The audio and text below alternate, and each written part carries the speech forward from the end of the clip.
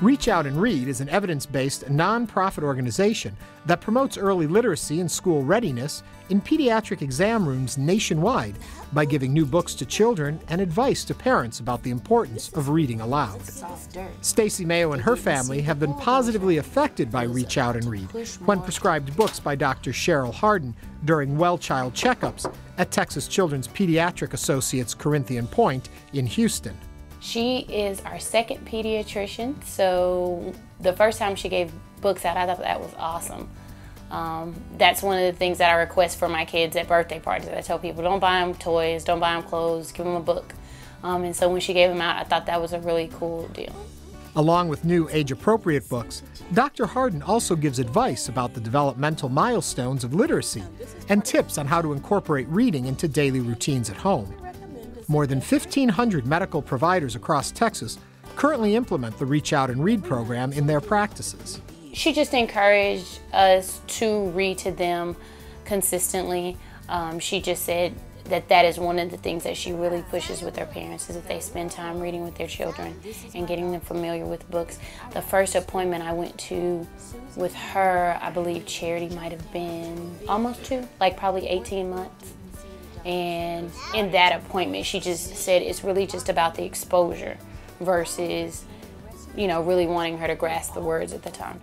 The families served annually by Reach Out and read together more often, and their children enter kindergarten better prepared to succeed, with larger vocabularies, stronger language skills, and a 6-month developmental edge over their peers. But to have Dr. Harden be concerned about that portion, and she asked when we go back, did they like that book? How do you feel like that applied to them? My oldest daughter takes Spanish, so Dr. Harden is very intentional on giving her books that have Spanish and English words in it. So it really felt like I was partnering with her in that area of their life, which I honestly had never really considered to be part of their pediatric care. Stacy takes to heart the advice given by Dr. Harden and individually integrates books into each child's daily schedule. Charity is my 4-year-old, and at this point she's reading on her own. So she really enjoys the opportunity to sit down and read the book to you. Kirsten, more so. She's 2 now, but early 1, she was really kind of having a struggle pronouncing certain words.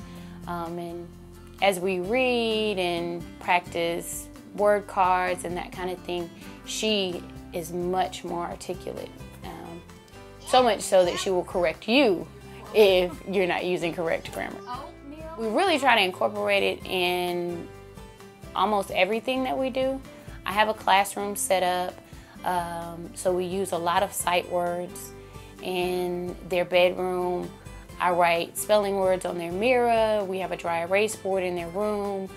And then just other things throughout the day. Even Kirsten and Charity personally love getting books when they go to the doctor for checkups. But it's more fun than getting a needle, because a needle pokes you.